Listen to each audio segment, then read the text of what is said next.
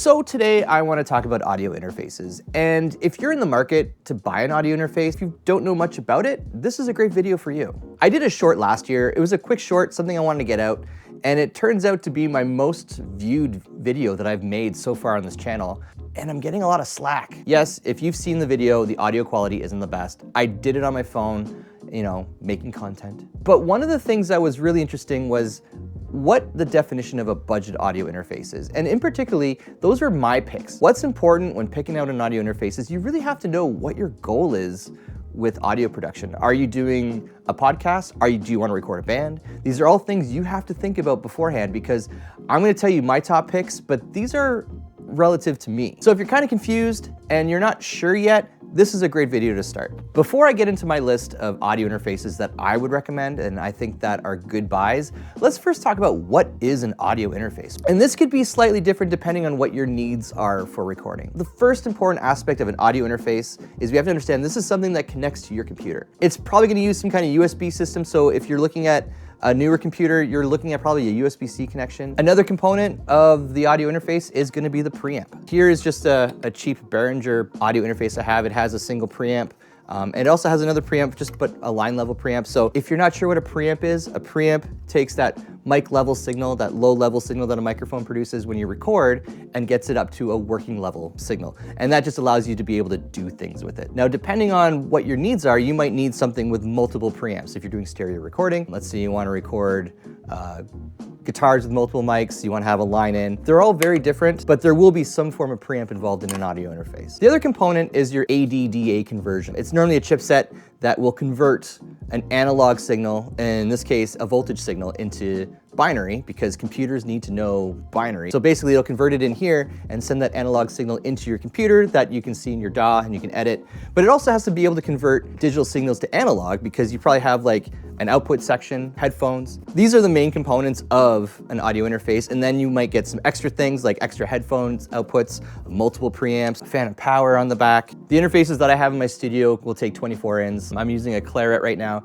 and that has 8 inputs, 8 pre's, and then it has an ADAT connection on the back where I can expand that. So if I want to have an extra 8 channels, so if I want to do drums, I want to record bass or a band live off the floor, I have that capability.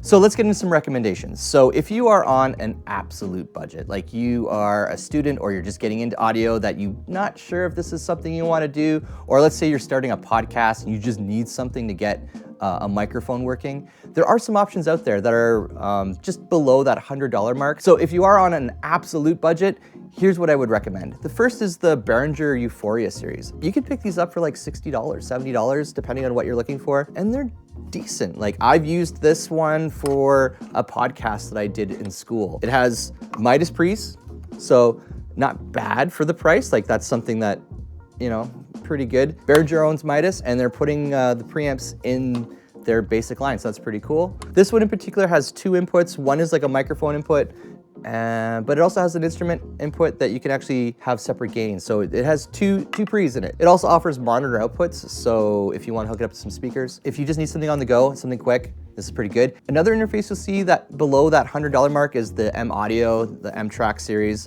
This is the Duo. This has 2 pre's. You can plug 2 microphones in, and again is USB compatible, so you can plug this into most laptops.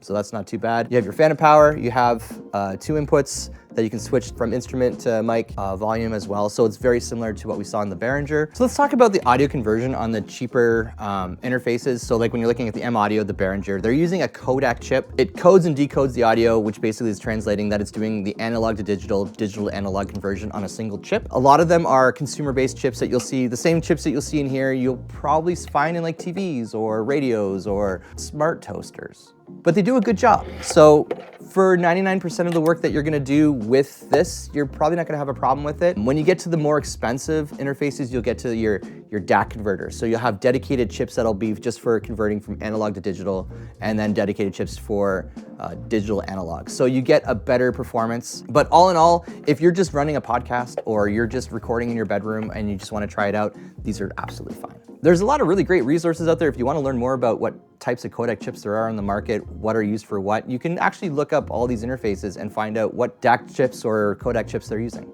Personally, I think if it's something that you're a little bit more interested in, I would save up a little bit extra money and look at getting something like the Scarlett 2i2. The Scarlett 4th generation series has actually blown my mind. I've been able to play with them a little bit more now. So the first thing that I noticed is that the conversion is way better on the Scarlett 4th generation than you'll find in like the budget ones that I just talked about. This was one of the more surprising upgrades that Focusrite has introduced into the audio interfaces that they're making, is that they're using converters from their higher end series and they're putting them in the Scarlett. Let's talk about their preamps. The preamps are good in the Focusrite. When you're looking at these preamps and when you look online, there's a lot of marketing jargon involved. They like to boast is these are the most transparent preamps. Our preamps are transparent. All that means is that the audio coming in isn't being colored by the preamps, so you get a very true signal. And sometimes that's sought after and sometimes that's not. Sometimes you want to have a colored preamp because it just adds extra harmonics to your signal chain, which could be very sought after. That's why people love Neve 1073s. In theory, if you have a bunch of preamps that are transparent from different companies, they should all technically sound the same because they're transparent. If they're sounding very different, they're not so transparent. You'll find that whether you're getting the SSL or the Focusrite, even the M-Audio and the Behringer, they're transparent. They're gonna sound very similar at these different price points. To get around this, marketing has come up with ways of enhancing it. So you'll see, for example, in Focusrite, they use what's called the air button.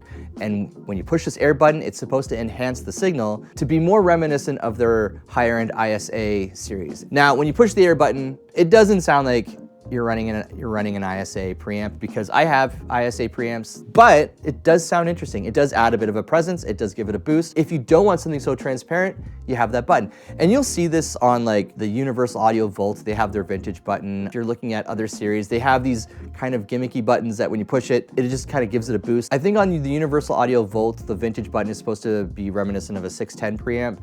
And if you have an SSL interface, it has the 4K, which is supposed to be like inspired by the 4000 series consoles. For a little bit more, so now we're getting to the like higher end 200 to like the 400 mark, you're gonna get into two brands that I would recommend. So the UA Volt, which is very interesting. You can get the UA Volt 76, which can give you a stereo preamp. It has that vintage button, so if you wanna kinda get that inspired by 610 sound, it has that. But what's unique about this, it also has an 1176 compressor built in. So you can turn that on and actually get compression at the recording source. So if you like doing that kind of thing, this is now something you will have available to you with the Volt, which is really cool. And also, it integrates really nicely with Luna. And if you've been watching my channel lately, I've been doing a lot of stuff with Luna. I'm very impressed with that DAW. And so having a UA Volt available to you where I can integrate that into my DAW, I can control the compressor, I can control the audio interface right there, I think that's fantastic.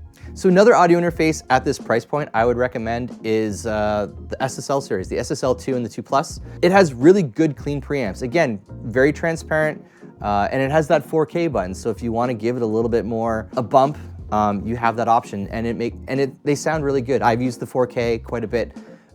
Does it sound like a 4K console? No, but it's still a really good sounding feature. This is a good audio interface to have right on the desk. There's a lot of interfaces at this point. I haven't even talked about MOTU yet. MOTU has some really cool stuff that's pretty budget friendly. MOTU has a lot of really good interfaces that bypass the preamp stage, and you can just go right for conversion. And I think you can get 24 channels for under 800. Like in the past, I've had a MOTU 896 HD that I used as a secondary conversion, and I was really happy with it. And MOTU has Digital Performer. I don't know if that's still a thing. Let me know in the comments if Digital Performer is still a thing, because I haven't used it in like 20 years. If you're looking for something a little bit better, the ID series, like the ID4. Okay, sorry for the interruption. I said the ID4, I meant the ID14. The ID4 is really cool. I think you can get that $199 American, but the ID14 is the one that has the expandable ADAT. So if you want to have an extra 8 channels, you have that ability. You get some really solid pre's, you get really good conversion, and you have the option to expand down the road if that's something you want. And it's about $499 Canadian, so it's probably like $299 American. So yeah, good bang for the buck. Anyways, back to the video.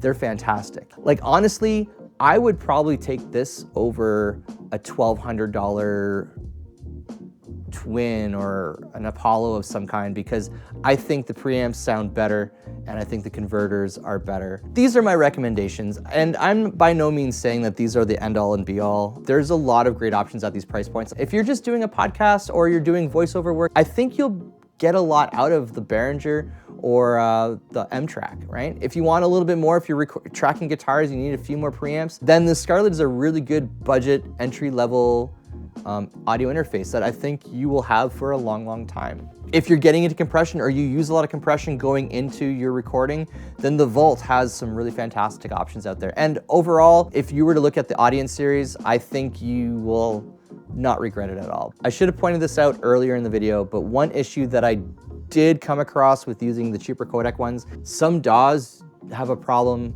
recognizing the codec driver. So for example, and when I say some DAWs, I'm really talking about Pro Tools. Pro Tools Free, for some reason, won't see my Behringer. It sees that there's a codec, there's a driver, but I can't get inputs and outputs. Maybe I'm doing something wrong, but it doesn't seem to like those specific codec drivers. Other than that, they work in Reaper, they work in Cubase, they work in Luna. So let me know in the comments, what are you using? What do you recommend for audio interfaces? Is there something that I should explore more? Because I would love to know. Anyways, thank you very much. Take care, everyone.